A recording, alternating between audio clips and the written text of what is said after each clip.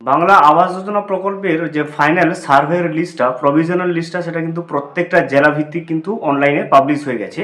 সেটা আমরা ইতিমধ্যে কিন্তু আপডেট পেয়ে গেছি এবং আমরা দেখেও নিয়েছি প্রত্যেকটা লিস্টে কীভাবে ডাউনলোড করতে হয়, অথবা আপনার নামটা রয়েছে কিনা সেটা কীভাবে আপনি অনলাইনে চেক করবেন, সমস্ত বিষয়টা কিন্তু আমরা ইতিমধ্যে আপডেট হিসেবে জেনে নিয়েছি।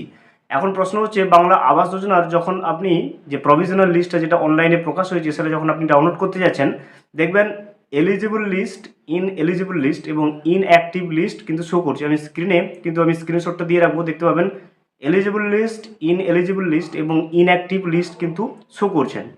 এখন কথা হচ্ছে এলিজিবল লিস্ট কি এবং ইন এলিজিবল লিস্ট কি এবং ইনঅ্যাক্টিভ লিস্ট কি। এলিজিবল লিস্টে কাদের নাম থাকবে, ইন এলিজিবল লিস্টে থাকলে তাদের কি অবস্থা, অথবা ইনঅ্যাক্টিভ লিস্টে কাদের বা নাম থাকবে, সমস্ত বিষয়টা কিন্তু আমরা আজকের এই ভিডিওতে আপডেট হিসেবে দেখে নেবো। ভিডিওটি শুরু করার আগে ছোট একটা অনুরোধ, যদি চ্যানেলে নতুন হয়ে থাকেন অবশ্যই চ্যানেলটা সাবস্ক্রাইব করে রাখবেন, নোটিফিকেশন অল করে রাখবেন এই ধরনের সমস্ত আপডেট সবার আগে পাওয়ার জন্য।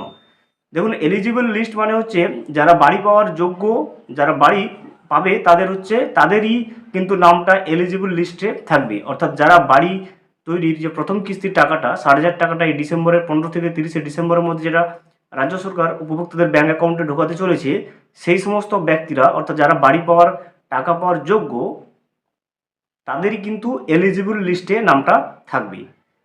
ইন এলিজিবল লিস্টে কাদের নাম থাকবে, যারা বাড়ি পাওয়ার যোগ্য নয় তাদের নামটাই হচ্ছে ইন এলিজিবল লিস্ট। অর্থাৎ বাড়ির জন্য আবেদন করেছে অথচ হয়তো কারোর পাকা দেওয়াল রয়েছে বা বাড়িতে ছাদ রয়ে গেছে, ইতিমধ্যে সার্ভে করার পরে দেখা গেছে তাদের নামটা কিন্তু ইন এলিজিবল লিস্টে থাকবে। অর্থাৎ তারা কিন্তু বাড়ির টাকাটা আর পাবেন না। তারা আবেদন করেছে কিন্তু পাকা দেওয়াল অথবা ছাদ থাকার কারণে তাদের নামটা কিন্তু ইন এলিজিবল, অর্থাৎ পাওয়ার যোগ্য নয়, সেই লিস্টে কিন্তু চলে গেছে।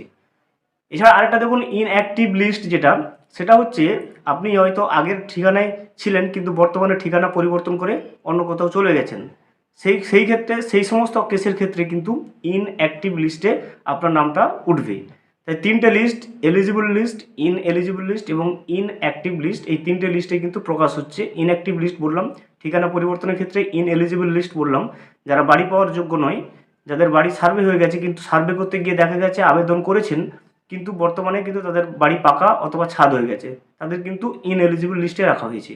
আর এলিজিবল লিস্ট অর্থ হচ্ছে যারা এইবারের যে ডিসেম্বরের যে পেমেন্টটা করবে রাজ্য সরকারের তরফ থেকে প্রথম কিস্তির 60,000 টাকাটা, তারা কিন্তু বাড়ির টাকা পাওয়ার কিন্তু একেবারেই যোগ্য, তাদের নামটা কিন্তু এলিজিবল লিস্টে রয়েছে। যারা ভাবছেন যে ইনএলিজিবল, যাদের বাড়ি কাঁচা অবস্থায় রয়েছে এবং যারা বাড়ি পাওয়ার যোগ্য তাদের নাম কিন্তু ইনএলিজিবল লিস্টে চলে এসছে, তারা কিভাবে এই যে সমস্যাটার সমাধান করবে, সেজন্য কিন্তু সরাসরি মুখ্যমন্ত্রী অথবা আপনার বিডিওতে আবেদন করুন। সরাসরি মুখ্যমন্ত্রী যে ফোন নাম্বারটা সেটা কিন্তু আমি স্ক্রিনে দিয়ে রাখবো। আপনি যদি বাড়ি পাওয়ার যোগ্য হয়ে থাকেন অথচ আপনার নাম যদি ইন এলিজিবল লিস্টে চলে আসে, তাহলে সেক্ষেত্রে আপনি সরাসরি মুখ্যমন্ত্রী যে টেলিফোন নাম্বারটা, টোল ফ্রি নাম্বারটা রয়েছে আমি স্ক্রিনে দিয়ে রাখবো, আপনি সেখানে কিন্তু ফোন করে সরাসরি আপনার যে অভিযোগটা সেটা কিন্তু জানাতে পারবেন। এছাড়াও কিন্তু ভিডিওতে আপনি লিখিত দিয়ে দিতে পারেন।